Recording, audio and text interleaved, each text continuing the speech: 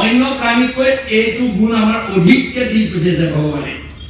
গতিকে ধৰ্ম গুণটো থকাৰ কাৰণে আজি আমি একেলগে বহি ঈশ্বৰৰ কথা শুনিব পাৰিছো। যদি আমাৰ এই গুণটো নাথাকে, আমি মানুহ হৈ যদি এই গুণৰ প্ৰতি যদি অনুৰাগী নহওঁ, তেতিয়া বেদে কি বুলি কৈছে? ধৰ্মেন হীনা অসুৰভি সমানা। যাৰ ধৰ্ম জ্ঞান নাই, ঈশ্বৰৰ প্ৰতি যাৰ শ্ৰদ্ধা নাই, ঈশ্বৰৰ প্ৰতি যাৰ ভক্তি নাই, সি দেখাতহে মানুহ, স্বভাৱত পশু। আমি স্বভাৱত যাতে পশু ৰূপে যাতে মানুহ জন্ম ধৰিব লগা নহয়, তাৰ কাৰণে ভাগৱত শুনি আমি সংস্কাৰ হ'ব লাগিব। যাৰ মানে ধৰ্ম জ্ঞান বিহীন মানুহজন খাবলৈ জীয়াই থকা মানুহ দেই। মই যোৱাকালি কৈছো, আকৌ কৈছো যে আমি আচলতে জীয়াই থাকিবলৈহে খাব লাগে। এজন দাৰ্শনিক পণ্ডিত কৈছে, live to eat but no eat to live. তুমি জীয়াই থাকিবলৈ খাবা, খাবলৈ জীয়াই নাথাকিবা। কিন্তু আমাৰ এতিয়া সমাজত খাবলৈ জীয়াই থকা মানুহৰ সংখ্যা বেছি। আজি ইয়াত ভাগৱত পাইছে, অন্য ঠাইত যদি ভালকে যদি মানে খানা দি দিয়ে নতুন বছৰৰ, তালৈ বেছি দৌৰিব দেই, তালৈ বেছি দৌৰিব। ভাগৱত শুনিবলৈ অহাতকৈ ইন্দ্ৰিয় সুখ ভোগৰ কাৰণে মানুহৰ বেছি লাগে। এইটোৱে হৈছে বহিমুখী ভাৱ, এইটোৱে হৈছে মায়া ভাৱ। আপুনি যিমান সময়মতে খাই থাকক, সময়মতে শুই থাকক, যিমান ঘিউ মৌ খাই থাকক, পাৰিব নেকি দেহটো একেদৰে ৰাখিব? মই সদায় ঘিউ মৌ খাই আছো, মই সদায় সময়মতে শুইছো, সদায় খাইছো, গতিকে মই ডেকাই হৈ থাকো, পাৰিব নেকি? নোৱাৰিব। কালে আপোনাক হৰণ কৰিবই। গতিকে যিটো বস্তু আপুনি ঘিউ মৌ খায়ো যদি ডেকা হৈ থাকিব নোৱাৰে, তালৈ যদি কালৰ অতৰ্কিক গতিত যদি বৃদ্ধত্ব আহে, গতিকে সেইটো দেহক লৈ যাতে আমি ব্ৰতি থাকিব নালাগে। এতিয়া গুৰুজনে আমাক কৈছে, মিছা বিষয় অকলাগি নৰে ধৰে জন্ম, ইন্দ্ৰ সুখৰো দেখা সুখ ধৰ্ম, সুখৰ দুখ সম।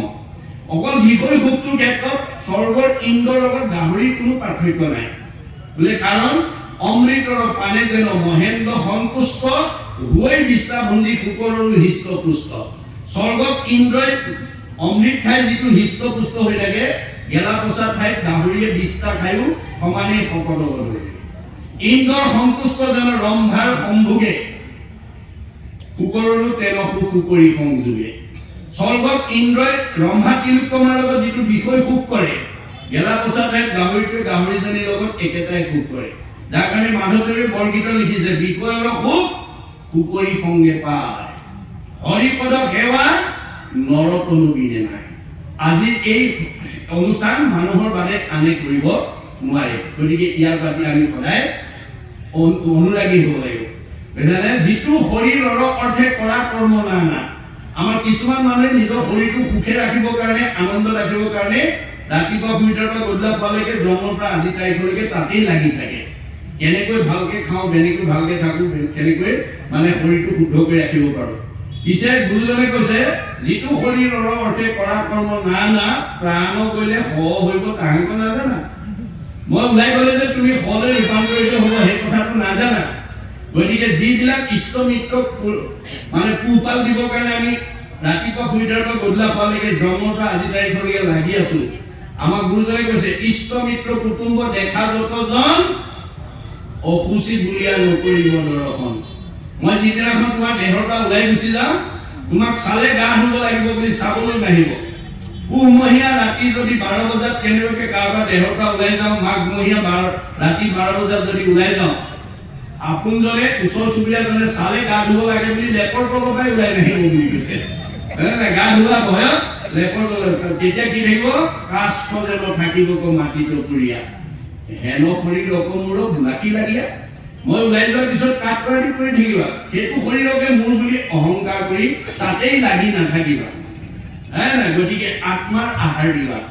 আপোনাৰ আত্মাৰ আহাৰ দিলে, আজি আপোনালোকে সকলোৱে আত্মাৰ আহাৰ দি আছে, ঈশ্বৰৰ কথা শুনি আছে, মনটো যেতিয়া আনন্দ থাকিব, মানে পৰম আনন্দ আঁকি মনত মিল হয়। ঈশ্বৰৰ কথা শুনাৰ লগে লগে আনন্দ নিজে নিজে আপোনাৰ ঘৰলৈ আহিব। আপুনি আনন্দক মাতিব নালাগে দেই, ভগৱন্তক আপুনি মাতিব নালাগে, ভগৱন্ত আপোনালোকৰ ঘৰলৈ নিজে আহিব।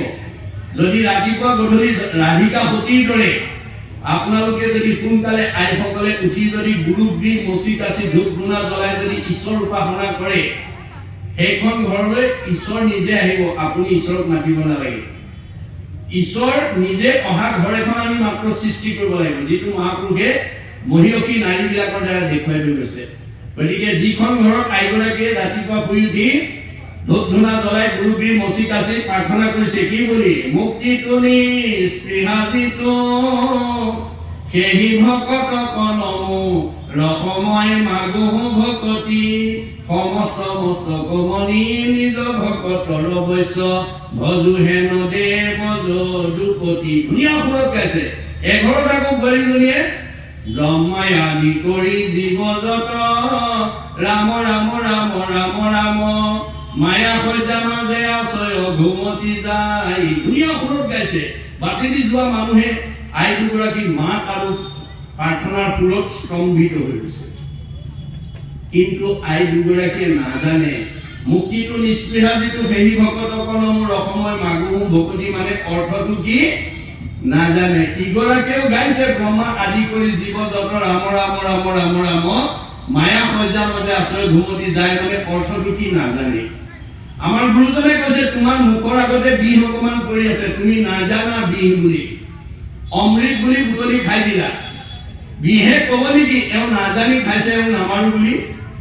বিহ জানিয়েই খাওক বা নাজানিয়ে খাওক, বিহে মানুহ মাৰিবই। ঈশ্বৰৰ নাম অৰ্থ জানি লওক বা নাজানি লওক, নামে পাপ দহন কৰিবই। জানিবা নাজানি কৰে নামৰ কীৰ্তন, তথাপিতো পাপদহী নামে কৰে চন।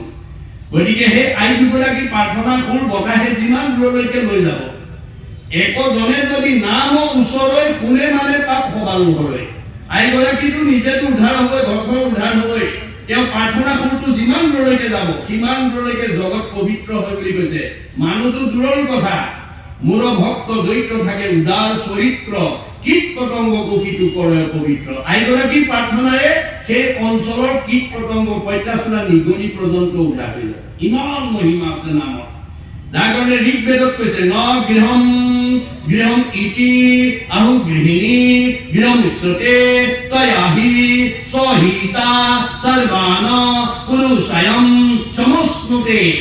যিখন ঘৰত আইগৰাকী ঈশ্বৰ ভক্তিপৰায়ণ হ'ব, তেওঁ নিজেতো উদ্ধাৰ হ'বই, ঘৰখনৰ সকলো পুৰুষৰ চতুৰ্বৰ্গ সাধন কৰিব। এগৰাকী আইৰ ইমান মহিমা আছে, মনত ৰাখিব। সেইকাৰণে জৱাহৰলাল নেহৰুৱে কৈছে if you educate a boy you educate individual only. If you educate a God, you educate the entire family. আপুনি এটা ল'ৰাক শিক্ষা দিলে ব্যক্তিগত শিক্ষা দিয়া হ'ব, এজনী ছোৱালীক যদি শিক্ষা দিয়ে গোটেই পৰিয়ালৰ কাৰণে হ'ব। জনক ৰজাই সীতাক বিয়া দি এই নীতি শিক্ষা দিছে, আই সীতা তুমি মোৰ জুনি জাত সন্তান নোহোৱা, তোমাক মই যজ্ঞভূমি লাভ কৰিছো। যদিও যজ্ঞভূমি লাভ কৰিছো, তুমি পিতৃ মাতৃ অতি মৰমৰ অতি স্নেহৰ অতি আদৰৰ। অজনিকা তোমাকো লভিৰো যজ্ঞভূমি, পিতৃৰ মাতৃৰ প্ৰিয়তম জীৱ তুমি। তুমি মোৰ পিতৃ মাতৃ এজনী মৰমৰ ছোৱালী, ত্ৰিভুৱন নিৰূপমা তুমি মহাপতি পৰম দুৰ্লভ লভিলা কুপতি। তুমি ত্ৰিভুৱনৰ ভিতৰতে এজনী ধুনীয়া ছোৱালী আৰু এজন ধুনীয়া স্বামীৰ সান্নিধ্য পালা। আই সীতা স্বামীৰ সান্নিধ্য পালে নহব, তোমাৰ দায়িত্ব আৰু কৰ্তব্য আছে। কি? সতী স্ত্ৰী সকলৰ স্বামীকে ভূষণ কদাচিত নলংঘিবা স্বামীৰ বচন। তুমি এগৰাকী সতী তিৰোতা হিচাপে তোমাৰ প্ৰথম অলংকাৰ হ'ব স্বামী ভক্তি।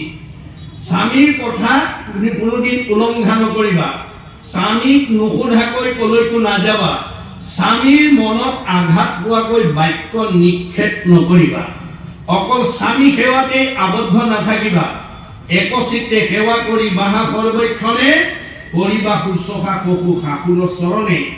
তুমি স্বামীৰ উপৰিও শহুৰ শাহুৰ থাকিলে তেওঁলোককো শ্ৰদ্ধা ভক্তি মৰম চেনেহ কৰিবা, অকল তাতেই সীমাবদ্ধ নাথাকিবা, নকৰিবা অৱহেলা দেউৰ হবক, কৰিবা দয়া আতি সমস্ত জনক। ঘৰখনত থকা দেউৰ ননন্দী জেঠাল বৰ্জনকে প্ৰমুখ্য কৰি যিমান পৰিয়ালবৰ্গ আছে সকলোকে তুমি যথোচিতভাৱে দয়া মৰম চেনেহ কৰিবা। তেতিয়া কি হব? এবেতো শুদ্ধ যশ বাঢ়িব সংসাৰে, ইহপৰ লোকে সুখ মিলিব তোমাৰে। তেতিয়া তোমাৰ আদৰ্শ, তোমাৰ আচৰণ, তোমাৰ ব্যৱহাৰ, তোমাৰ মৰম, তোমাৰ স্নেহত পৰিয়ালটো সন্তুষ্ট হৈ এজনী ভাল বোৱাৰী পালো বুলি সমাজত প্ৰচাৰ কৰিব আৰু ভাল বুলি কোৱাৰ লগে লগে তুমি ইহকালত শান্তি পৰকালত গতি এই নীতি শিক্ষা আমাক ভাগৱতে দি আছে এই শিক্ষা আপুনি আজি বহুত ডিগ্ৰীধাৰী ছোৱালী কোনোবা ডক্টৰেট কোনোবা মাষ্টাৰ ডিগ্ৰী কোনোবা বিএ ডিগ্ৰী কোনোবা টেট মাষ্টৰণী কোনোবা ডাক্তৰণী হৈ পৰিয়ালৰ ঘৰলৈ বিয়া দিয়ে কিন্তু শহুৰ শাহুৰ আগৰ দিনত এলপি স্কুল এম ই স্কুললৈকে পঢ়া এওঁ মাষ্টাৰ ডিগ্ৰী লৈ গৈছে গতিকে বিদ্যাক প্ৰাধান্য দি যদি বোৱাৰীজনীয়ে শহুৰ শাহুৰক যদি মান্যতা নিদিয়ে দেউৰ দনন্দীক যদি শ্ৰদ্ধা নকৰে সেইগৰাকী বোৱাৰী পুথিগত ডিগ্ৰীধাৰী হলেও পৰিয়ালৰ প্ৰিয় পাত্ৰ নহবও পাৰে শহুৰ শাহুৰৰ মৰমৰ নহবও পাৰে মনত ৰাখিব কথাটো পুথিগত ডিগ্ৰীয়ে আমাক প্ৰকৃত মানুহ কৰি তুলিব নোৱাৰে যাৰ কাৰণে আজি বহুত পিতৃ মাতৃয়ে পুত্ৰ কন্যাক বহুত কষ্টৰে পঢ়ায় কাৰোবাক ডক্টৰেট কাৰোবাক ডাক্তৰ ইঞ্জিনিয়াৰ অফিচাৰ প্ৰবক্তা অধিবক্তা বুদ্ধিজীৱী জ্ঞানী মানি বহুত উচ্চ পদস্থ বিষয়ত চাকৰি কৰাৰ যোগ্যতা অৰ্জন কৰি দিছে কিন্তু সেই সকল পুত্ৰ কন্যাই আজিৰ দৰে ভাগৱতৰ দৰ্শনৰ পৰা বঞ্চিত থকাৰ কাৰণে আনৰটো দূৰৰ কথা নিজৰ জন্মদাতা বৃদ্ধ পিতৃ মাতৃক আজি বহুত ডিগ্ৰীধাৰী পুত্ৰ বহুত উচ্চ পদস্থ বিষয়ত চাকৰি কৰা সন্তানে বৃদ্ধাশ্ৰমলৈ পঠাই দিবলৈ ঘৰৰ পৰা বাহিৰ কৰি দিবলৈ কুণ্ঠাবোধ কৰা নাই তেওঁলোকৰ দৰ্শন ক'ত তেওঁলোকৰ শিক্ষাৰ মূল্যাংকন ক'ত তেওঁ আৰ্জিত অৰ্থৰ মূল্য ক'ত মই সেইকাৰণে কৈছো আপোনালোকৰ নামখোলা অঞ্চলত যদি এনেধৰণৰ কৰ্ম আঁচনি যদি প্ৰতি বছৰে হৈ থাকে নামখোলা চাৰিসীমাত বৃদ্ধ পিতৃ মাতৃক বৃদ্ধাশ্ৰমলৈ পঠোৱা কোনো পুত্ৰ এই জেগালৈ আহিব নোৱাৰিব যিটো পৰিয়ালত যিখন সমাজত এই ভাগৱত চৰ্চা হৈ থাকিব সেইখন পৰিয়াললৈ সেইখন সমাজলৈ শহুৰ মানে বোৱাৰী আৰু শাহুৰ মাজত মনোমালিন্য হৈ থকা ককাই ভাইৰ মাজত মনোমালিন্য হৈ থকা ওচৰ চুবুৰীয়া মানুহৰ লগত মিলা প্ৰীতি নোহোৱা কোনো জীৱ তালৈ আহিব নোৱাৰে মনত ৰাখিব কথাটো পোহৰৰ ওচৰলৈ যেনেকৈ আন্ধাৰ আহিব নোৱাৰাটো বিজ্ঞানসন্মত বাস্তৱ সত্য নবিধ ভক্তি ভক্তি মানে পোহৰ শ্ৰৱণ কীৰ্তন অৰ্চন বন্দন দাস্য সখিত্ব পদক্ষেপন আত্মনিবেদন স্মৰণ এই 9 প্ৰকাৰ ভক্তিৰ ভিতৰত যদি এক প্ৰকাৰ ভক্তিৰ কোনোবা পৰিয়ালত কোনোবা সমাজত কোনোবা অঞ্চলত যদি প্ৰকাশ হৈ থাকে তালৈ কোনো বেয়া জীৱ আহিব নোৱাৰাটো তেনেকৈয়ে সত্য আৰু যদি ইয়াৰ আগত কোনোবা আহি গৈছে তেতিয়া এই নামৰ মাহাত্ম্যই তাক সলনি কৰি দিব দেই মনত ৰাখিব মামৰ থকা দাখন যদি আপুনি ঘঁহালে মামৰ আঁতৰে বুলি যিদিনাখন জানিব আৰু যিদিনাৰ পৰা আপুনি শিলত ঘঁহাই থাকিব সেইদিনাখন সেই কটাৰী বা দাখনৰ পৰা মামৰ আঁতৰিবলৈ যেনেকৈ বাধ্য হ'ব গতিকে কোনো বেয়া জীৱ আহিলেও সি সংস্কাৰ হৈ যাব দৈৱ বসে যদি সাধুৰ সংগ পায় নিশ্চয় জানা তাহাৰ স্বভাৱত দূৰ হয় বেয়া মানুহ ভাল হৈ যাব বেয়া শাহুজনীও ভাল হৈ যাব বেয়া বোৱাৰীজনীও ভাল হৈ যাব যদি ভাল মানুহৰ সান্নিধ্য দিব পৰা যায় আজিৰ দৰে এই আধ্যাত্মিক আৰু নৈতিক শিক্ষা যদি আমি তৃণমূল ঘৰখন সমাজখন পৰিৱেশত যদি আজি মানে হুছেইন ডাঙৰীয়াৰ দৰে যদি প্ৰত্যেকজন মানুহে যদি চিন্তা কৰে প্ৰত্যেকটো মানে পঞ্চায়তৰ সভাপতিয়ে যদি এনেকুৱা ধৰণৰ কৰ্ম আঁচনি যদি ল'ব পাৰে তেতিয়াহ'লে আমাৰ সকলো পঞ্চায়তৰ অঞ্চলৰ লোকসকল আধ্যাত্মিক আৰু নৈতিক দিশেৰে আগবাঢ়ি যাবলৈ বাধ্য হৈ যাব এইটো মাত্ৰ আমি ভাবিব লাগিব দেই ধন থাকিলেও কৰিব নোৱাৰিব যদি নাভাবে ভগৱানে কৈছে ভাবে ন লগতে সৰ্বম তুমি ভাবিব পাৰিলে সব কাম মুটা আদায় কৰিব পাৰিবা ভাবে ন দেৱ দৰ্শনম ভাবিব পাৰিলে তুমি দেৱতা দৰ্শন কৰিব পাৰিবা ভাবে ন লভতে পৰম জ্ঞানম ভাবিব জানিলে পৰম জ্ঞানৰ অধিকাৰী হ'ব পাৰিবা তস্মাৎ ভাৱ অৱলম্বনম ভাল কাম কৰিবলৈ ভাবিবলৈ শিকিবা ধন জ্ঞান বিদ্যা ঐশ্বৰ্য থাকিলেও আপুনি নোৱাৰিব পাৰে আপুনি মই কোন ব্যাসৰ দৰে বিদগ্ধ পণ্ডিত বিপদত পৰি গৈছে পৰীক্ষিতৰ দৰে বৈষ্ণৱ পণ্ডিত বৈষ্ণৱ ৰজা অভিভক্ত হৈ গৈছে আপুনি মই কোন এই কথা আমি ভাগৱতৰ পৰা বুটলি ল'ব লাগিব সেইকাৰণে ভাগৱত শুনিবলৈ আমাৰ 60 বছৰৰ ওপৰৰ বয়সৰ সকলতকৈ নৱদম্পতীসকল নতুন প্ৰজন্মসকল আহিব লাগিব আমাৰ গুৰুজনে দেখুৱা আজি যিসকল ডেকা গাভৰু হৈ আছে কাইলৈ তেওঁলোকে সংসাৰ কৰিব লাগিব এইটো বেদৰ নিয়ম এইটো সংসাৰৰ নিয়ম আমি কিয় বৈবাহিক সম্পৰ্ক কৰিব লাগে কিয় সংসাৰ কৰিব লাগে এয়া ঋষি মুনিৰ প্ৰশ্ন, কিম অৰ্থে বিবাহম, আমি কিয় বিয়া পাতিব লাগে? আজি আমাৰ বহুত ডেকা গাভৰু সুধিলে নাজানে কিয় বিয়া পাতিব লাগে। আমাৰ ঋগ্বেদত কৈছে অথ পুৰুষস্তাৱত সৰ্গ যজ্ঞায়ং বিন্দতে অথ প্ৰজায়তে তহি সৰ্ব ভৱতি। আমি বিয়া কিয় পাতিব লাগে? নাম খোলা অঞ্চলত বসবাস কৰি থকা প্ৰতি ঘৰ গৃহস্থীয়ে অনাগত দিনত নিজৰ বংশ সেই গাঁৱত এৰি থৈ যাবৰ কাৰণে আমি বিয়া পাতিব লাগে। পুত্ৰ কন্যা জন্ম দি বংশটো নিজৰ বংশটো অনাগত দিনত থৈ যাবৰ কাৰণে আমি বিয়া পাতিব লাগে। কি অৰ্থে বিবাহম? পুত্ৰাৰ্থে বিবাহম। আমি পুত্ৰ কন্যা জন্ম দিবৰ কাৰণে বিয়া পাতিব লাগে। কি অৰ্থে পুত্ৰম, কি কাৰণে পুত্ৰ কন্যা জন্ম দিব লাগে? পুণ্যাম নৰকে তাৰতে তিহি পুত্ৰাহ। পুণ্যাম নৰকৰ পৰা পিতৃ মাতৃক উদ্ধাৰ কৰিবৰ কাৰণে আমি পুত্ৰ জন্ম দিওঁ। পুণ্যাম নৰক কেতিয়া আহিব? আমাৰ গুৰু দৰ্শনৰ মতে 60 বছৰৰ পিছত আমাৰ প্ৰত্যেক পিতৃ মাতৃ জীৱনলৈ ওৱান আফটাৰ আনাদাৰ এটাৰ পিছত এটাকৈ পুণ্যাম নৰক কালৰ অতৰ্কিত গতিত নামি আহিব। কেনেকৈ? আজি দেখা কিচকিচিয়া চুলি কেইডাল 60 বছৰ পিছত লাহে লাহে মৰাপাতৰ দৰে বগা হ'বলৈ ধৰিব। বহুত দূৰলৈকে দেখা চকুযোৰ দৃষ্টিশক্তি কমি যাব। ৰিং মাৰিলে শুনা কাণখনৰ শ্ৰৱণ শক্তি কমি যাব। কমনীয় দেহাটো কালৰ অতৰ্কিত গতিত খুতুৰা পৰিব। টান বস্তু চুবা দাঁতকেইটা সুলুক ধুলুক হ'ব। যাওঁ বুলিলে যাওঁ, খাওঁ বুলিলে খাওঁ বোলা দেহা মুখৰ আগত জীয়াৰী বোৱাৰীয়ে এমুঠি নিদিলে খাবলৈ নোপোৱা হ'ব।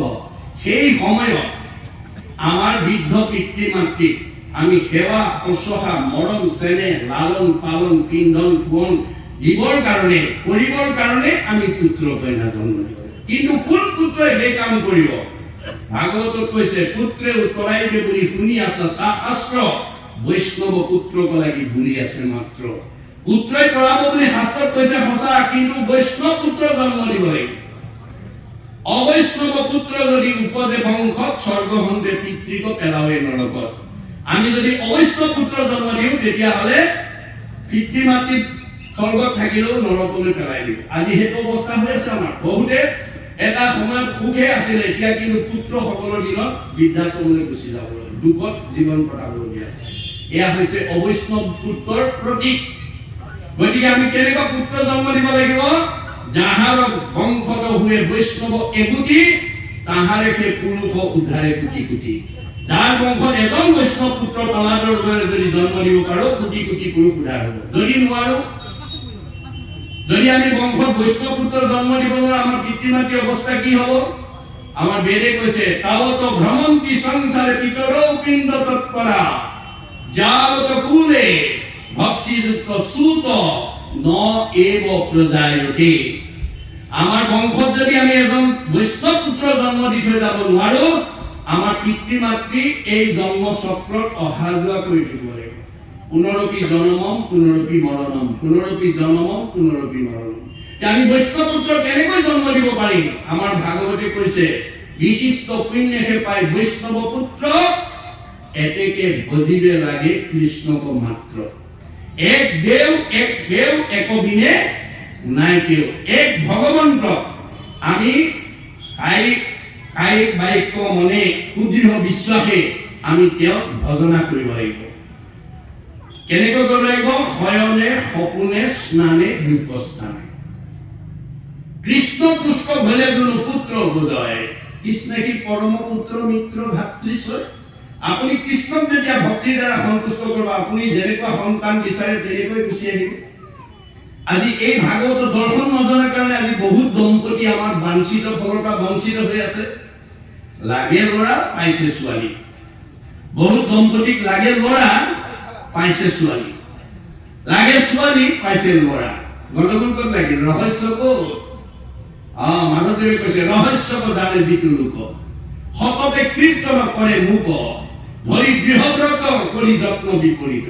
মূল সৰ্বোত্তম দুই পাৱে কৰে নমস্কাৰ ভক্তি ভাৱে, তাৰ মূল এৰা এৰি নাহি কদাচি। আপুনি যেনেকৈ বিচাৰিব তেনেকৈ দিব। যা দৃষ্টি ভাৱনা দৃশ্য সিদ্ধি ভৱতি তাৰ দৃষ্টি। ভগৱানে কৈছে মই চবৰে হৃদয়তে আছো, সমস্ত ভূতৰে মই আছো হৃদয়ত। সমস্তৰে হৃদয়ত মই আছো। কি কাৰণে আছো? যদৃশি ভাৱনা দৈশ্য সিদ্ধি ভৱতি তাদৃশি।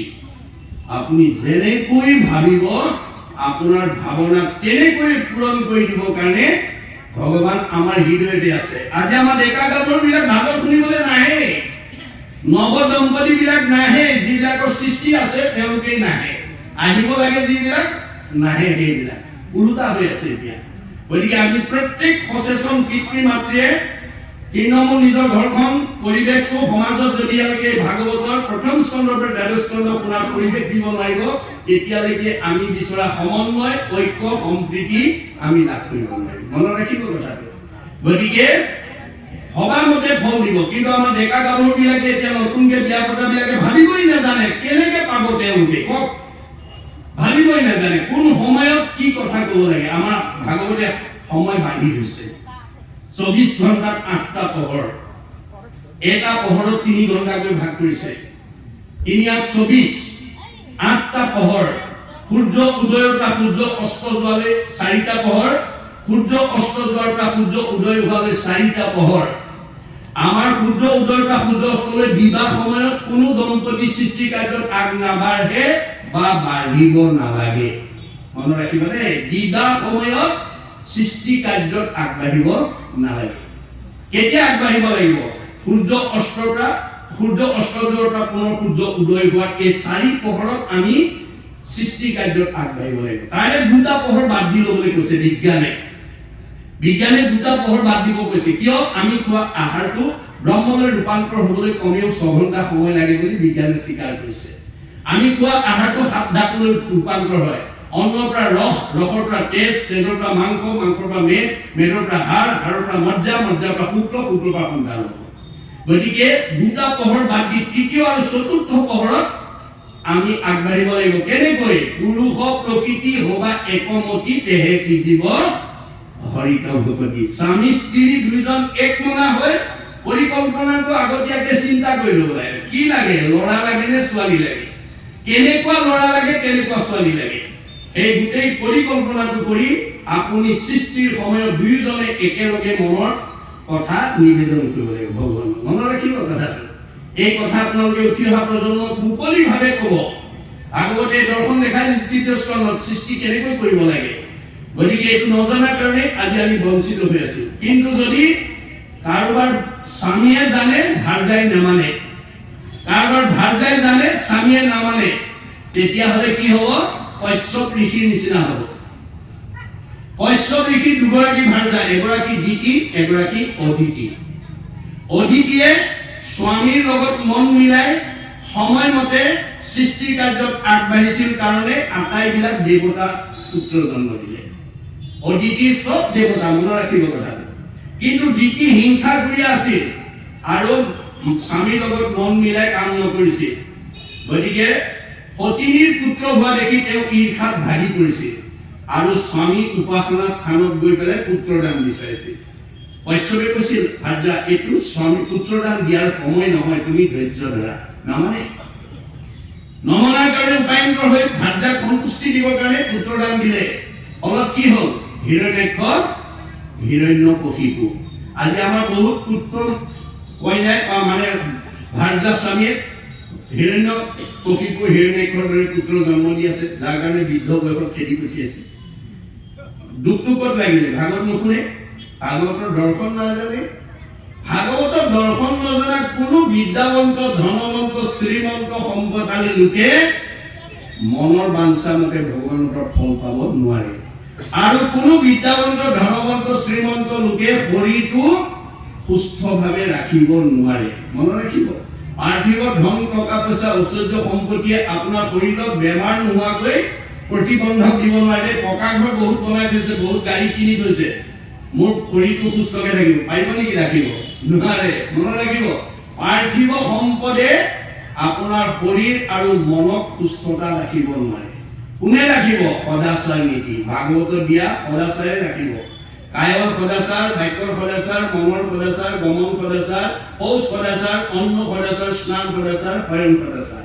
এই 8 প্ৰকাৰ সদাচাৰেহে আপোনাৰ শৰীৰটো সুস্থ কৰি ৰাখিব। সেইকাৰণে আমাৰ গুৰুজনৰ দৰ্শন মতে আমি প্ৰত্যেকেই জীৱশ্ৰেষ্ঠ মানুহে ৰাতিপুৱা শুই উঠি গা পা ধুই প্ৰথমতে বিষ্ণু যজ্ঞ কৰি লৈ পেলাইহে ভূত যজ্ঞ কৰিব লাগে।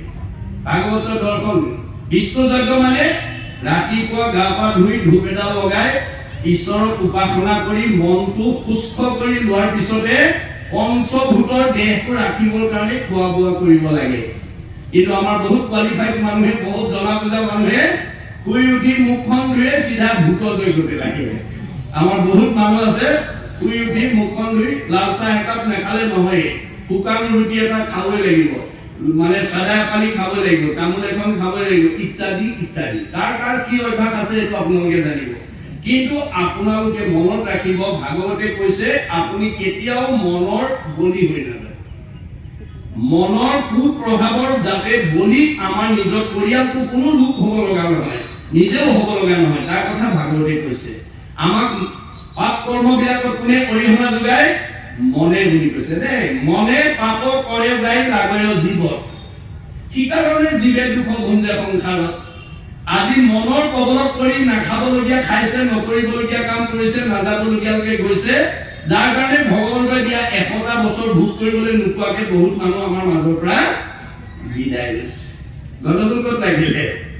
ভাগৱত দৰ্শন দেই। ভাগৱত জীৱন শৈলীত এটা সুন্দৰ নিদৰ্শন। কিন্তু মনত ৰাখিব, আপোনালোকে যত্ন কৰক। মই আহ্বান জনাইছো, জীয়াই থকালৈকে যাতে নিজাববীয়াকে হ'লেও আপুনি প্ৰথম স্কন্ধৰ পৰা দ্বাদশ স্কন্ধ ভাগৱত অধ্যয়ন কৰক।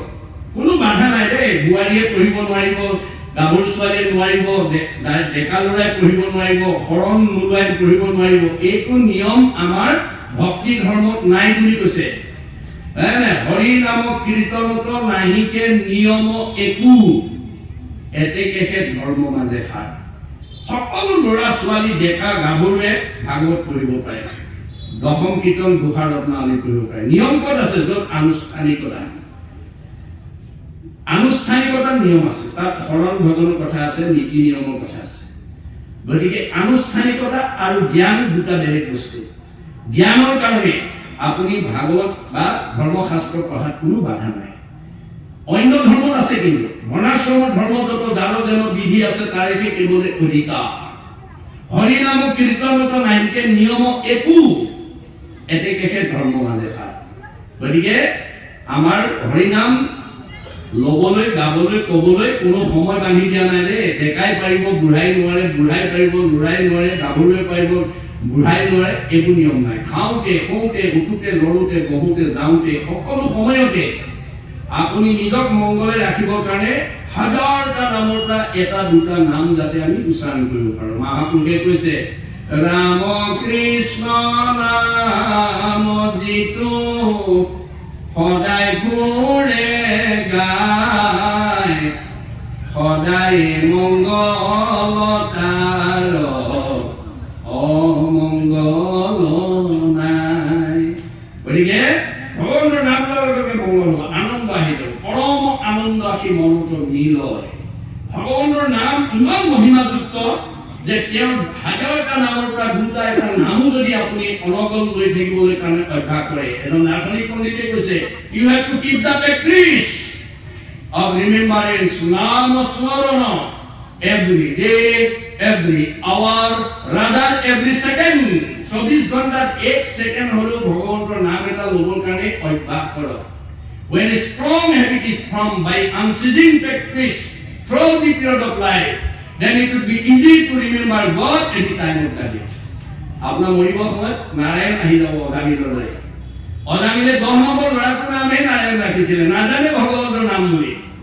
কিন্তু সকলো সময়তে আহ নাৰায়ণ, খা নাৰায়ণ, কোচ নাৰায়ণ, পঢ় নাৰায়ণ, কৰ নাৰায়ণ কৈ থাকোঁতে জানি বা নাজানি কৰে নামৰ কীৰ্তন, তথাপিতো পাপ দহি নামে কৰিছে। অনায়াসে তেওঁ পাপবিলাক নাইকিয়া হৈ গ'ল। সেইকাৰণে মহাপাপী অজামিলক বিষ্ণু যমদূতে বান্ধি লোৱাৰ লগে লগে আইস নাৰায়ণ বুলি কোৱাৰ লগে লগে 4 বিষ্ণু আহি যমদূতৰ বান খুলি মুক্তি দিলে। এয়া আমাৰ নিদৰ্শন। এই কথাবোৰ আমি উঠি অহা প্ৰজন্মক যাতে আমি দিব পাৰোঁ, ল'ব পাৰোঁ, তাৰ প্ৰতি আমি গুৰুত্ব দিব লাগিব। পৰম আনন্দ আহি তেতিয়া আপোনাৰ ঘৰলৈ নিজে আনন্দ আহিব। আপুনি আনন্দ বিচাৰিব নালাগে, মুক্তি আপুনি বিচাৰিব নালাগে। আপুনি ভকত হওক, ভকতৰ পিছে পিছে মুক্তি গুচি আহিব। আপুনি গুণী হওক, সৎ চৰিত্ৰৰ মানুহ হওক, আপুনি কাৰোটা সন্মান বিচাৰিব নালাগে। আপোনাৰ সৎ মানুহক সকলোৱে সন্মান কৰিবই। অসৎ মানুহে ক'ব নালাগে মোক মানে অনাদৰ কৰিবা। অসৎ মানুহ দেখিলে মানুহে লে চেচে কৰিবই। গতিকে গুণত পূজা, মনত ৰাখিব। আপুনি ঈশ্বৰৰ নাম ল'বলৈ নিজেও যত্ন কৰক, ল'ৰা ছোৱালীকো যত্ন কৰক। এনেকে সদায় অনুষ্ঠান নাপাব। কিন্তু আমি কেনেকৈ ঈশ্বৰৰ নাম ল'ব লাগিব, ব্ৰজৰ গোপীবিলাকে দেখুৱাই দি গৈছে। হাতে কীট কাম, মুখে ৰাম নাম। আপুনি বোৱাৰীজনীয়ে চোতাল সাৰি আছে, ঘৰ সাৰি আছে, বৰগীতো গাই আছে। কোনোবা এজনী কাঁহী বাতি ধুই আছে, ঘোষা গাই আছে। কোনোবাই কাপোৰত চাবোন দি আছে, দিহানাম গাই আছে।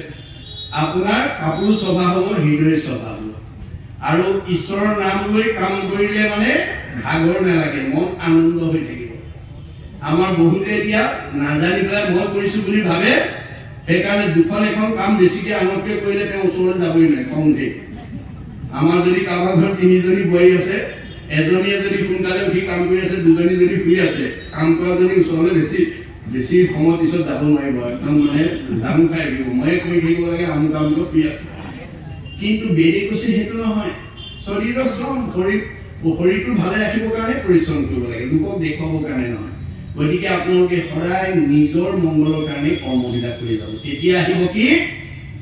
পৰম আনন্দ আহি মনত মিলয়। পৰম আনন্দ আপোনাৰ মনত আহি পেলাই খাই ল'ব। তেবে তাকো আৰু 3 তাপে নোচোৱায়। সেইজন ডেকা ল'ৰাই হওক বা গাভৰু ছোৱালীয়ে হওক, বোৱাৰীয়ে হওক বা জীয়াৰীয়ে হওক, বাইদেৱে হওক বা বৃদ্ধই হওক, সেইজনৰ ওচৰলৈ ভগৱানৰ সৃষ্টি 3টা তাপ আহিব নোৱাৰে বুলি কৈছে দেই, মনত ৰাখিব।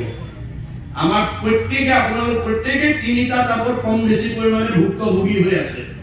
কোনে কি তাপত ভোগ কৰি আছে আপোনালোকে ভুক্তভোগীসকলেহে জানে। কিন্তু বেদে আমাক সিদ্ধান্ত দিছে কি বুলি, যে প্ৰথম তাপটোৰ নাম আদি ভৌতিক তাপ বুলি কৈছে। দ্বিতীয় তাপটোক কৈছে আদি দৈবিক তাপ বুলি কৈছে। তৃতীয়টো তাপক কৈছে আধ্যাত্মিক তাপ। এতিয়া আদি ভৌতিক তাপে আমাৰ এই শৰীৰলৈ, দেহলৈ কেনেকৈ প্ৰভাৱ পেলাব?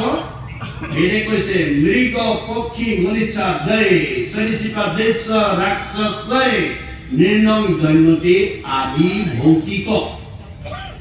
মৃগ পক্ষী সৰীসৃপ প্ৰাণী, সাপ বেং কুঞ্জেৰেপা বিছা ভূত প্ৰেত পিশাচ মানুহ। ভগৱানৰ সৃষ্টিৰ পঞ্চভৌতিক প্ৰাণীৰ দ্বাৰা আমাৰ এই পঞ্চভৌতিক দেহলৈ যি বিকাৰ নামি আহে, যি দুখ নামি আহে, সেইটো দুখক কৈছে আদি ভৌতিক তাপ। কাৰোবাক কেতিয়াবা অকস্মাতে কুকুৰে কামুৰে, কাৰোবাক কেতিয়াবা মেকুৰী আচুৰে, কাৰোবাক কেতিয়াবা বিচাই ডাকে, কাৰোবাক কেতিয়াবা কুঞ্জেৰেকৈ কামুৰে, কাৰোবাক কেতিয়াবা সৰ্পই দংশন কৰে, কাৰোবাক আকৌ কেতিয়াবা মানুহেই মানুহক মাৰি আঘাত কৰে, ইত্যাদি ইত্যাদি।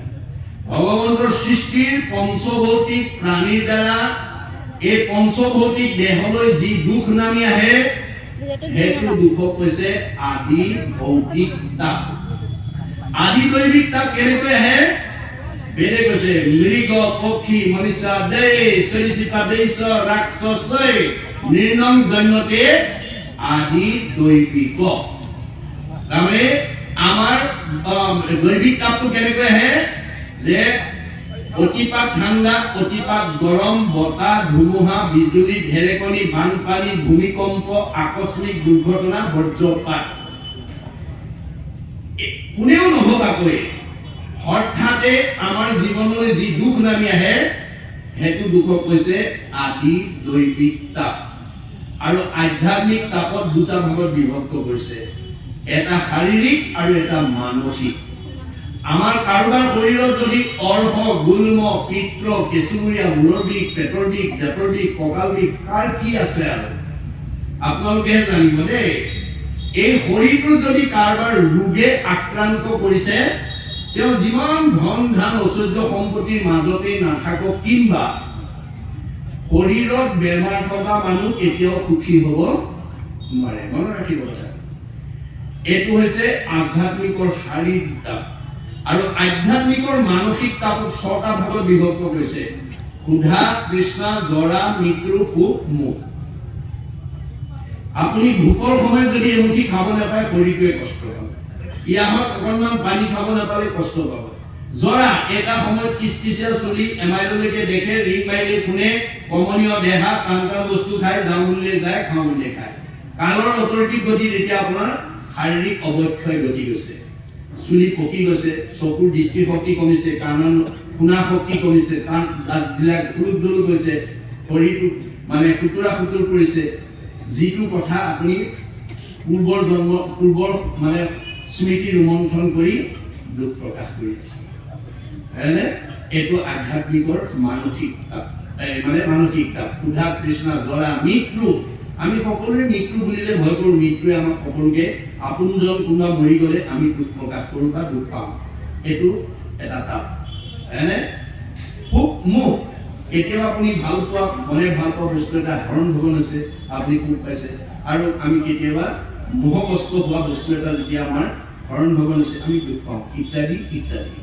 এই ধৰণে আমাক তিনিটা তাপে আমাক প্ৰত্যেককে তাপিত কৰি ৰাখে কিন্তু যদি আজিৰ দৰে আমি ভগৱন্তৰ নাম যদি সদা সৰ্বদা এক ক্ষণ মাত্ৰ 24 ঘণ্টাৰ ভিতৰত এক ক্ষণ যদি আমি ল'বৰ কাৰণে যত্নপৰ হওঁ তেতিয়াহ'লে আমাক কোনো তাপে আহিব নোৱাৰে মনত ৰাখিব দেই সেই কথা কৈছে এতিয়া কৈছে যে শৰীৰত আছে কলিকৃত যত দুখ গুচুক প্ৰথমে কৰা হৰি হৰি ঘোষ যেনেকৈ নলী কাপোৰ এখন পৰা চাবোন মানে মলি গুচাবলৈ যেনেকৈ চাবোন বা চাৰ্ট ব্যৱহাৰ কৰিব লাগে আমাৰ মনৰ দুখ বেদনা বিলাকৰ পৰা আপোনালোকে জানে কোনে কি দুখত ভুগি আছে দুখবিলাক কিন্তু সবৰে বেলেগ বেলেগ দেই সবৰে দুখবিলাক বেলেগ বেলেগ গতিকে কোনে কি দুখত ভুগিছে কিয় ভুগিছে আৰু ভুগিয়ে থাকিব নে তাৰ পৰা উদ্ধাৰ হ'ব এই কথা ভাগৱতে কৈ আছে আমাৰ দুখবিলাক পূৰ্ব জন্মৰ পৰা লাগি আহে বাসনাৰ দুখত আৰু সেইটো গাঁঠি লাগি আহে বুলি কৈছে দেই বেদে কৈছে গাঁঠি লাগি আহে মনৰ লগত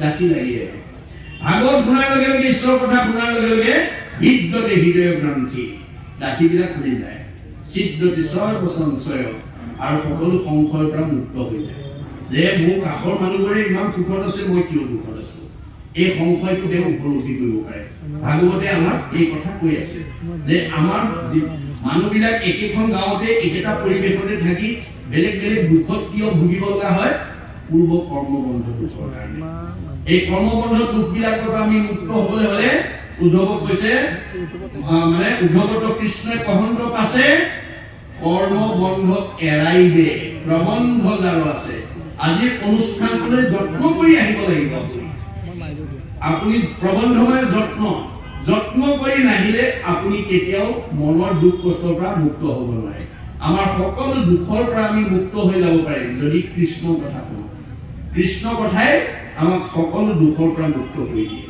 আৰু কৃষ্ণ কথা নুশুনা মানুহৰ ঘৰলৈ দুখ কষ্ট এটাৰ পিছত এটাকৈ আহি থাকে গতিকে আমাক পাৰ্থিব বিনাশী সম্পদে আমাক কেতিয়াও দুখ বেদনাৰ পৰা মুক্ত কৰি ৰাখিব নোৱাৰে যেতিয়ালৈকে অবিনাশী ভগৱন্তৰ নাম আমি ল'ব নোৱাৰো আপুনি পাৰ্থিব ধন ঘটি থাকিব পাৰিব কিন্তু ধনবিলাক দি থাকিলে খাই থাকিলে ঢুকাই যায় বুলি কৈছে গীতাই কৈছে আনন্দত ধন দেখা খৰচিলে যাই বিঘা খালে দিলে সবে টুটি যায় নামৰ নাহিকে ক্ষয় লাগে মানে বৃদ্ধি হয় ভাগ ভাগিলেও বাঢ়ি যায় আপুনি আজি ধনটো যিমান দি থাকিব বাঢ়ি বাঢ়ি গৈ থাকিব কিন্তু অন্য ধনবিলাক দি থাকিলে খাই থাকিলে ঢুকাই যাব গতিকে আমি দি থাকিলে খাই থাকিলে ঢুকাই যোৱা ধনটোকে ঘটি থাকিব নালাগে আৰু লগত নিব নোৱাৰা ধনটোকে ঘটি থাকিব নালাগে মহাপুৰুষে এই কথা ভাগৱতৰ দ্বাৰা আহ্বান কৰিছে আমি পাৰ্থিব ধন টকা পইচা বহুত ঘটিব পাৰো কিন্তু নিব নোৱাৰো যত দেখা ধন শৰীৰৰ স্ৰজন মৰিলে লগে নাযায় আমি যিবোৰ ঘটিছো এইবোৰ লগত নিব নোৱাৰো আজি যিটো এই দুটা দিনত ঘটিলে সেইটো কিন্তু লগত যাব দেই হৰিৰ আমাৰ সেইকাৰণে হুছেইন নামে আমাক পৰকালত ধন ঘটাত আমাক আজি উপকাৰ কৰিলে মনত ৰাখিব কথা আমাক দুদিন ঈশ্বৰৰ কথা আজি আমি অহা কাৰ ঘৰুৱা কাম নাই কাৰ ব্যৱসায় নাই কাৰ ল'ৰা ছোৱালী দায়িত্ব নাই চবৰে আছে কিন্তু চব এৰি গুচি আহিলে আহি ঈশ্বৰৰ কথা শুনি আছে গতিকে যিমানে কৃষ্ণক দিয়ে সেইকে অক্ষয় ইহাক নিবাক একো জনে নপাৰে আজি এই দুটা দিনৰ পুণ্য আমাৰ লগত যাব দেই পৰকালৰ ধন মাধৱৰ নাম তাকল লোৱা গলে বান্ধি ঐক্য এটিখনে এৰা আলজাল পাছে মৰি বাহা কান্ধি আপুনি যদি কাণেৰে শুনা শক্তি থাকোঁতে, চকুৰ দৃষ্টি শক্তি থাকোঁতে, ভৰি আহিব পৰা শক্তি থাকোঁতে যদি এনে ধৰণৰ ঠাইলৈ আহি পৰকালত ধন নঘটে, তেতিয়াহ'লে আপোনাৰ জীৱটোৱে পিছৰ কালত কান্দিব লাগিব। আজি নাম খোলা চাৰিসীমাত থকা বহুত মানুহ কান্দি আছে। ভাগৱতৰ দৰ্শন মতে দেই, মই মাত্ৰ দৰ্শনটোহে কৈছো।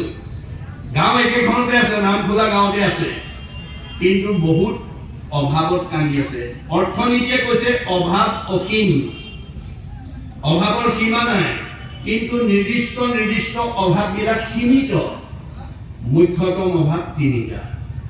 এটা পৰিয়ালক বজাৰ কৰিবলৈ চাইকেল এখন লাগে। চাইকেল এখন কিনি দিয়াৰ পিছত চাইকেলৰ অভাৱটো মৰি গ'ল আৰু কিছুদিনৰ পিছত মটৰ চাইকেলৰ কথা ভাবিব।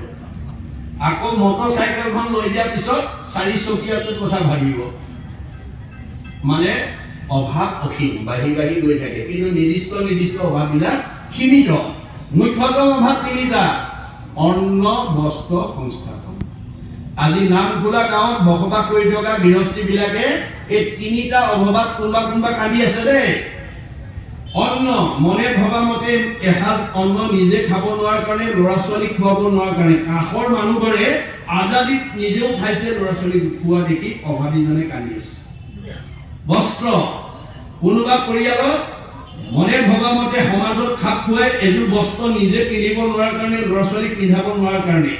কাষৰ মানুহবোৰে নিজেও পিন্ধিছে, ল'ৰা ছোৱালীক পিন্ধা দেখি অভাৱীজনে কান্দি আছে। সংস্থাপন, থকা ঘৰখন চুইচ টিপিলে পানী আহিব লাগে, চুইচ টিপিলে ফেন ঘূৰিব লাগে। আজি বিজ্ঞানৰ যুগত সকলো অভাৱ পৰিপূৰ্ণ কৰি কোনোবা গৃহস্থই বসবাস কৰিছে, কাষৰ ঘৰে কিমান অভাৱ পূৰণ কৰিব নোৱাৰি অভাৱত কান্দি আছে, ইত্যাদি ইত্যাদি। ক'ৰ পৰা আহিলে, কিয় আহিলে? সদায় সেইটো অভাৱতে থাকিম নে অভাৱমুক্ত হ'ব লাগিব? যে ভাগৱত শুনিবলৈ আহক। আকৌ শুনি বন্ধ্যা নাৰী পুত্ৰ হুৱে গুণৱন্ত, দুৰ্জনো সজন হুৱে দুখী ধনৱন্ত। কোনোবা অভাৱী দুখীয়া মানুহ আছে যদি ভাগৱত শুনিবলৈ আহক। ভাগৱত নুশুনিলে আপুনি সেই দুখৰ পৰা কেতিয়াও মুক্ত হ'ব নোৱাৰে। ভাগৱত শুনাৰ লগে লগে আপোনাৰ সেই দুখ ভগৱন্তই মুক্ত কৰি দিব। মনত ৰাখিব কথাটো। কিন্তু আগে প্ৰথমত মহাশাস্ত্ৰ ভাগৱত শুনিব মহা যত্ন কৰি, বহুত যত্ন কৰি ভাগৱত শুনিবলৈ আহিব লাগিব। কি হ'ব লাভ? বিষয়ৰ দুখ যত সকলে কৰিব হত হৰি ভকতৰ সংগ ধৰি। আজিৰ দৰে হৰি ভকতৰ সংগত ভাগৱত শুনাৰ লগে লগে আপোনাৰ বৈষয়িক দুখবিলাকৰ পৰা ভগৱানে মুক্ত কৰি দিব। এয়াই ভগৱানৰ মহিমা দেই। কীৰ্তনত গুৰুজনে লিখিছে, মুকং কৰৌতি বাসনং পংগুলং ভেটি গিৰিং যৎকৃপা তমহং বন্দে পৰমানন্দ মাধৱম। ভগৱানে কৈছে, মোৰ কৃপা হলে বুবাই কথা কৰিব পাৰে। মোৰ কৃপা হলে বুবাই কথা ক'ব পাৰিব, ফুৰাই পৰ্বত বগাব পাৰিব, অন্ধই চকুৰে দেখিব, দুখীয়া মানুহ ধনী হ'ব, বন্যাৰে পুত্ৰ পাব, ইত্যাদি ইত্যাদি। ভগৱন্তৰ কৃপা পাবৰ কাৰণে আমি ভগৱন্তক নিজৰ ঘৰত ৰাখিব লাগিব দেই। ভগৱন্ত কাৰ ঘৰত থাকিব? যেই নাম সেই হৰি, জানা নিষ্ঠ কৰি নামৰ সংগ নচাৰন্ত হয়। যিটো নাম লয় হৰি তাৰ হয়। ই কোনো ৰহস্য কৰে, এই ৰহস্য ভেদ কৰিব। যোনেই ভগৱন্তৰ নাম লয় ভগৱন্ত তেওঁৰ লগত থাকে, আৰু ভগৱন্ত যাৰ লগত থাকিব কোননো দুৰ্লভ, আৰু কোননো দুৰ্লভ আছে হৰি সুপ্ৰসন্ন। ভগৱন্ত প্ৰসন্ন হলে আমাৰ কোনো দুৰ্লভ থাকিব নোৱাৰে। এই আদৰ্শৰে আমি যাতে পৰিয়ালৰ প্ৰতিজন সদস্য, সমাজৰ প্ৰতিজন লোকক যাতে গঢ়ি তুলিব পাৰো, তাৰ কাৰণে আপোনালোকে আজিৰ দৰে পৰিৱেশ সৃষ্টি কৰিব লাগিব, ভাবিব লাগিব। আৰু যেতিয়া ভগৱানৰ কথা ভাবিব, ভগৱানেও আপোনাৰ কথা ভাবিব। ভকতে সেই মূলহিৰি জানিবা নিশ্চয়, ভকত জনৰ জানা আমি কি হৃদয়। মুত কৰে ভকতে নিশ্চিন্তে কিছু আন, ভকতত কৰে মই নিশ্চিন্ত আন। ভকতে মোৰ কথা ভাবে কাৰণে ময়ো ভকতৰ কথা ভাবো। নাই, ভগৱন্তই কথা যোনে ভাবিব ভগৱন্তই সেইজনৰ কথা ভাবিব। গতিকে আমি যাতে ভগৱন্তৰ কথা ভাবিব পৰাকৈ যাতে ভাৱ সৃষ্টি কৰিব পাৰো, তাৰ কাৰণে ভাগৱত শুনি সচেতন হ'ব লাগিব। কৃষ্ণৰ চৰণে কৰি অশেষ প্ৰণতি, অচ্যুতৰ কিংকৰ শংকৰ নিগদতি। কৃষ্ণৰ তেওঁ নিজেই অৱতাৰী। ত্ৰিভুৱন বন্দন দৈয়কী নন্দন জুহৰি মাৰৰ কংস জগজন কানন দেৱ নাৰায়ণ শংকৰ তাকেই অংক। কৃষ্ণ শংকৰ, কিন্তু তেওঁ আমাক কি দেখুৱাইছে? দাস্যত্ব ভাৱটো দেখাইছে। দাস্যত্ব ভাৱেৰে যাতে আমি কৃষ্ণক ভক্তি কৰিব পাৰোঁ। পাৰ্থিৱ সম্পদক লৈ গৰ্ব নকৰিব, কিন্তু মনত ৰাখিব দেই, আমাক 5টা গৰ্বই ঈশ্বৰক ভক্তি কৰিব নিদিয়ে বেদৰ মতে। এই 5টা ভাৱ যদি কাৰোবাৰ হৃদয়ত অৱস্থান কৰে, তেওঁলোকে ঈশ্বৰক ভক্তি কৰিব নোৱাৰিব। কি কি ভাৱেৰে নিদিয়ে? জাতি, বিদ্যা, মহকংস, ৰূপ, যৌৱনম এব স যত তৎ স্তুতি বৰ্ধেত অংশতৈ ভক্তি কণ্টকঃ। এই 5টা ভগৱতী কাঁইট বুলি কৈছে। উচ্চ জাতি, মই উচ্চ জাতি মানুহ বুলি কোনোবাই যদি গৰ্ব কৰে, সি এনেকুৱা সাধাৰণ মানুহৰ লগত বহি ভক্তি কৰিব নোৱাৰিব। মই গাঁওখনৰ ভিতৰত, সমাজখনৰ ভিতৰত, অঞ্চলটোৰ ভিতৰত মই বেছি ডিগ্ৰীধাৰী, পুথিগত ডিগ্ৰীক লৈ পেলাই যদি কোনোবাই অহংকাৰ কৰে, তেওঁ সাধাৰণ মানুহৰ লগত ভক্তি কৰিব। মহতংশ, মই গাঁওখনৰ ভিতৰত, সমাজখনৰ ভিতৰত, পৰিৱেশটোৰ ভিতৰত মই মোতকৈ ধনী মানুহ নাই, মোতকৈ সম্পদশালী নাই, এইবুলি যদি নিজকে ধনী বুলি ভাবি পেলাই কোনোবাই গৰ্ব কৰে, তেওঁ সাধাৰণ মানুহৰ লগত ভক্তি কৰিব নোৱাৰে। ৰূপ, চেহেৰা ভাল হলেও কিছুমান মানুহৰ অহংকাৰ হয়। বগা চগা হলে কোলা মানুহ কিছুমানে মাতিবই নোখোজে। সেইটো স্বভাৱ আছে যদি এৰিব দেই। আমাৰ কিছুমান মানুহ বগা চগা ধুনীয়া হলে কোলাবিলাকৰ ফালে নাচায়। কিন্তু ভগৱানে কৈছে তোমাৰ সুন্দৰটো সাধনাৰ বস্তু, মই সাধনাৰ ফলতে দিছো, তোমাক বান্দৰ কৰিবলৈ বেছি সময় নালাগে। সুন্দৰক বান্দৰ কৰিবলৈ বেছি সময় নালাগে। আপুনি মইনো কোন? মানে নাৰদকো এদিন ভগৱানে বান্দৰ কৰি পেলাইছিল। নাৰদে এদিন বৈকুণ্ঠত গৈ ভগৱন্তৰ লগত সংলাপ কৰি থাকোতে প্ৰসংগতে কৈছিল, মোতকৈ মত্যত আৰু বেছি সুন্দৰ মানুহ দ্বিতীয়জন নাই। এতিয়া ভগৱন্তই মিচিককে হাঁহি মাৰি ক'লে, মোৰ আগতে যি ক'লা দেই নাৰদ, এইটো কথা আৰু আনৰ আগত নকবা। নাৰদে মনে মনে থাকিলে। নামি অহাৰ লগে লগে আকৌ ভাবিলে, মোতকৈ মই ধুনীয়া, সেইটো ক'লেও অপৰাধ হয়নে? আকৌ অহংকাৰ ভাৱটো আহি গ'ল। ভগৱানে ভাবিলে, আকৌ অহংকাৰ আহি গ'ল, ইয়াক এতিয়া এইটোৰ পৰা মুক্ত কৰি নিদিলে এই সৌন্দৰ্যই তাক এদিন সমাজৰ পৰা আঁতৰাই দিব। গতিকে তেওঁ নাৰদ গৈ থকা বাটতে যুৱ বলে স্বয়ম্বৰ এখন পাতি দিলে। স্বয়ম্বৰ নাৰীগৰাকী বিশ্ব সুন্দৰী, তেওঁ সুন্দৰকে মালা পিন্ধাব দেই। নাৰদৰ কাণত কথাটো পৰি গ'ল। নাৰদে ভাবিলে, মোতকেতো সুন্দৰ আৰু দ্বিতীয়জন নায়েই, যে আজি এইগৰাকীক মই লাভ কৰা হ'ল। আৰু এইবুলি মানে স্বয়ম্বৰৰ প্ৰথম আসনখনতে গৈ নাৰদ বহি আছে। তাৰ কাষতে গন্ধৰ্ব, তাৰ কাষতে ৰজা মহাৰজা। গন্ধৰ্ব বিলাকো ধুনীয়া, দেৱতাৰ ভিতৰত গন্ধৰ্ব বিলাকো ধুনীয়া।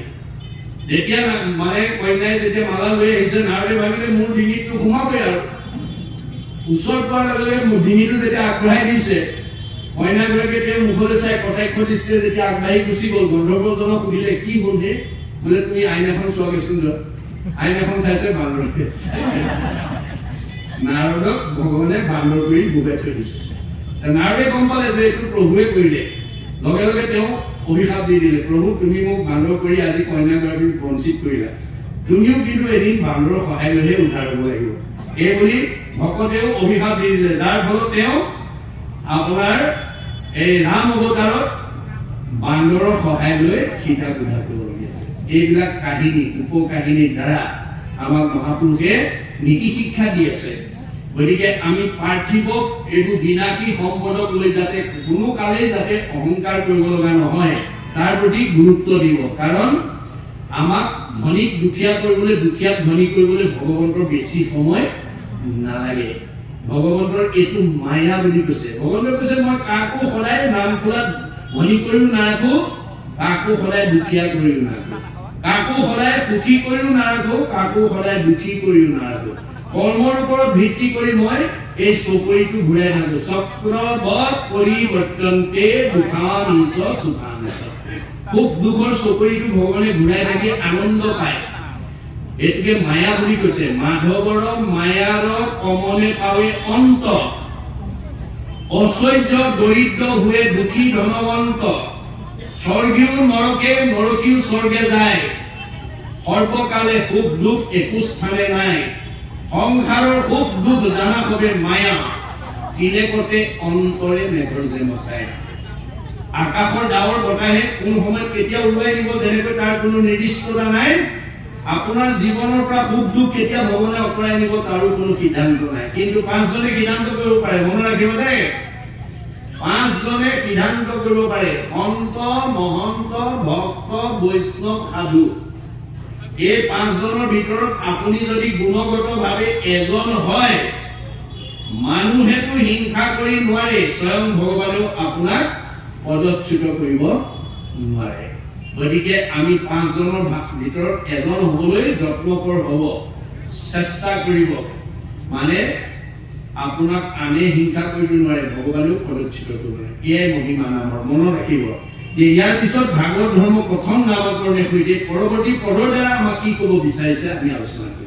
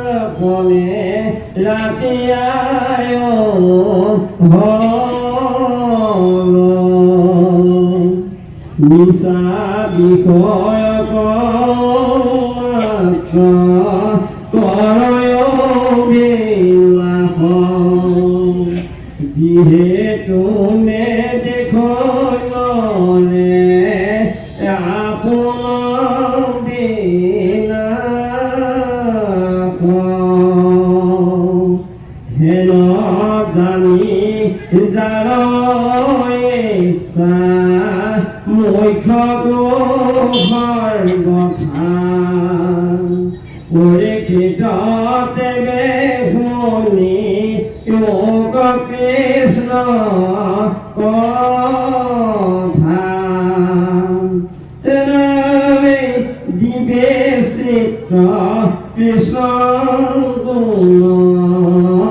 নাম কীৰ্তন কৃষ্ণ লেখে পাদ পদ্ম স্মৰিবে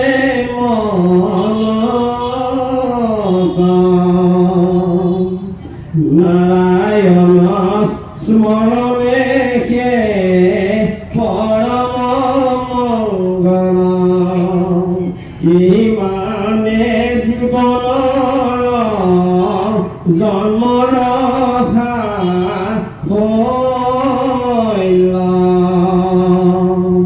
ৰামে অন্তকালে হৰে স্মৰে যিটো ভাগ্য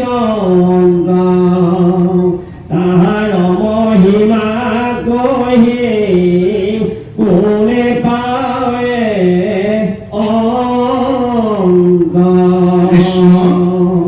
এইখিনিলৈকে পদৰ মাজেদি ভাগৱত ধৰ্ম প্ৰথম নামকৰণৰ সৈতে ভাগৱতে আমাক কি দিব বিচাৰিছে আমি তাৰ ওপৰত আলোচনা কৰিম।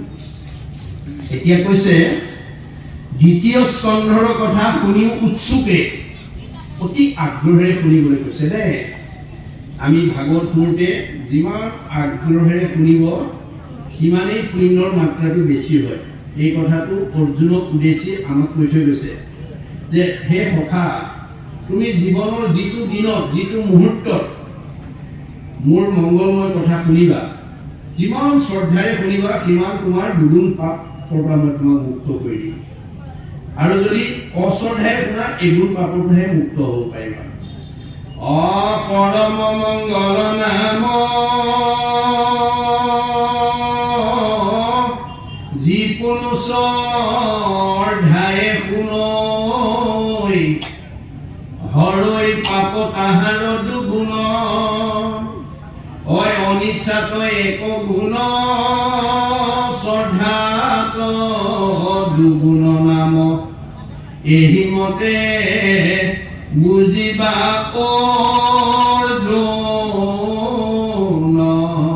অৰ্জুনক বেছ কৰি লৈছে, আধাৰকে লৈছে। কথাখিনি আমাক কৈছে আমি আজি সকলো কৃষ্ণ কথা শুনিবলৈকে আহিছো, কিন্তু নম্বৰ চবৰে সমান নহবও পাৰে দেই। কাৰণ আপোনালোক কোনে কিমান মনোযোগেৰে শুনিছে, কোনে কিমান অন্য মনস্ক হৈ আছে, এই চিত্ৰগুপ্তহে তাৰ নম্বৰটো দিব। আমি দেখাত চবেই একে উদ্দেশ্য লৈ আহিছো, কিন্তু আমাৰ নম্বৰ চবৰে সমান নহবও পাৰে। সেইকাৰণে ভাগৱতৰ বিভিন্ন স্থানত সাৱধানতাৰ ওপৰত বেছি গুৰুত্ব দি আছে। আমি কওঁ যদি আমি সামগ্ৰিকভাৱে আপুনি কিহেৰে দেখে, আমি প্ৰত্যেকে কওঁ আমি চকুৰে দেখে, কিন্তু ভাগৱত দৰ্শনে কৈছে নহয়, চকু থাকিলেও নেদেখিবা। চকুক দেখুৱাজনক যদি তুমি সতৰ্ক কৰি নাৰাখা, আপুনি পদূলিৰ মূৰত ৰৈ আছে, নিজৰ কিবা এটা বিশেষ কথা গুৰুত্বপূৰ্ণ ভাবি আছে, আপোনাৰ মুখৰ আগেদি চিনাকি মানুহজন পাৰ হৈ গ'ল, আপুনি কিন্তু কোন গ'ল ক'ব নোৱাৰে দেই। পাছতে মানুহ এজন আহি গ'ল, এই মাত্ৰ যে তোমাৰ মুখৰ আগেদি যে মানুহজন গ'ল সেইজন কোন গ'ল বাৰু? তেতিয়া তেওঁ কি বুলি কয়, জানো বুলি চালে মই মনেই কৰিবলৈ তাৰমানে আপোনাৰ মনটো যদি সজাগ নাথাকে চকুৱে নেদেখে। চকু কোনে দেখুৱায়? মনে দেখুৱায়। কাণক কোনে শুনায়? মনে শুনায়। মনটো যদি অন্যমনস্ক হৈ থাকে, ইয়াত ভাগৱতে কি কৈছে আপুনি একো শুনিব নোৱাৰিব বা একো বুজিব নোৱাৰিব। সেইকাৰণে আমি সদায় সাৱধানতাটো অৱলম্বন কৰি বিশেষকৈ ভাগৱত শুনাৰ ক্ষেত্ৰত আমি সজাগ হ'ব লাগিব দেই। সেইকাৰণে কৈছে দ্বিতীয় স্কন্ধৰ কথা শুনিও উৎসুকে নিৰ্পতিৰ প্ৰশ্ন পাছে শুনি মুনি সুকে। পৰীক্ষিতৰ প্ৰশ্ন সুকে শুনিলে কৃষ্ণপদ পংকজক হৃদয়ত ধৰি দিগন্ত সিদ্ধান্ত তাকো সাধু বাদ কৰি। মনত ৰাখিব কথাটো, আপোনাৰ বহুত জ্ঞান আছে, আপোনাৰ বহুত বুদ্ধি আছে, আপোনাৰ বিভিন্ন কৰ্ম সমৰ্থটো আছে, থাকিলে বুলিয়ে কোনোবাই প্ৰশ্ন কৰিলে বুলিয়ে ঘপকে উত্তৰ দিবলৈ নাযাব। কিন্তু উত্তৰটো দিবলৈ যাওঁতে আপুনি যিজনে আপোনাক সেই শুদ্ধ উত্তৰটো দিব সেইজনক অকণমান সময় স্মৰণ কৰি লওক, নহ'লে হিতেই বিপৰীত হৈ যাব পাৰে। আপুনি কেতিয়াবা ভাল কথা ক'বলৈ গৈ বেয়াৰ সন্মুখীন হৈ যাবলগীয়া হ'ব পাৰে। এনেকুৱা ঘটনা বহুতৰ হৈছে। গতিকে কোনোবাই প্ৰশ্ন এটা কৰিলে বুলি ঘপকে উত্তৰ নিদিব, যাতে তাৰ সঠিক উত্তৰটো যাতে দি সমস্যাটো সমাধান কৰিব পৰাকৈ যাতে তুমি মোক কৃপা কৰিবা, তেতিয়াহে আপুনি শুদ্ধ উত্তৰ দি মানে সমস্যা সমাধান কৰিব পাৰিব। নহ'লে কোনে কি উদ্দেশ্য লৈ আপোনাক প্ৰশ্ন কৰিছে তাৰ যদি উৱাধি নোলোৱাকৈ আপুনি দিয়ে, তেতিয়া আপোনাক কোনোবা এটাৰ উত্তৰ দিবলৈ যাওঁতে কোনোবা এজনে হয়তো আপোনাক বেয়া পোৱাৰ স্থল আছে। এইকাৰণে আমি ঈশ্বৰক চিন্তা নকৰাকৈ, এতিয়া শুকদেৱে গোটেই ভাগৱত কণ্ঠস্থ হৈ আছে। পৰীক্ষিতে প্ৰশ্ন কৰিলে নিৰমান মানুহে কি কৰিব লাগিব কোৱা? শুকদেৱে কি কৈছে? কৃষ্ণপদ পংকজক হৃদয়ত ধৰি, হৃদয়ত তেওঁ ধ্যান কৰি লৈ দিলন্ত সিদ্ধান্ত তাংক সাধু বাদ কৰি, তেতিয়া তেওঁ সাধু বুলি প্ৰশংসা কৰি উত্তৰ দিছে। কিয়? আপুনি কাক লগ পালে ভাল লাগে? আপোনাৰ কাৰ ঘৰলৈ গ'লে ভাল লাগে? যিখন ঘৰলৈ গ'লে আপোনাক আদৰ সম্ভাষণ কৰে, মৰম চেনেহ কৰে, আপুনি সেইখন ঘৰলৈ গ'লে ভাল লাগে। আপুনি কাক লগ পালে ভাল লাগে? যিজনৰ লগ পালে আপোনাৰ মনৰ কথাবিলাক মনে মনে মিলে, হয়নে বাৰু? গতিকে মনে মিলা মানুহ লগ পালে মানুহে ভাল পায়। আমাৰ সমাজত ঈশ্বৰে নকৰক, কোনোবা যদি মদপী মানুহ আছে, সি কেনেকুৱা মানুহ লগ পালে ভাল পায়? মদপী মানুহ এজন লগ পালে ভাল পায়। জোৱাৰী মানুহে জোৱাৰী মানুহক লগ পালে ভাল পায়। আৰু ভঙুৱা মানুহে ভঙুৱা মানুহক লগ পালে ভাল পায়। পৰচৰ্চা কৰা মানুহে পৰচৰ্চা কৰা মানুহক লগ পালে ভাল পায়। আৰু ভকতে কাক লগ পালে ভাল পায়?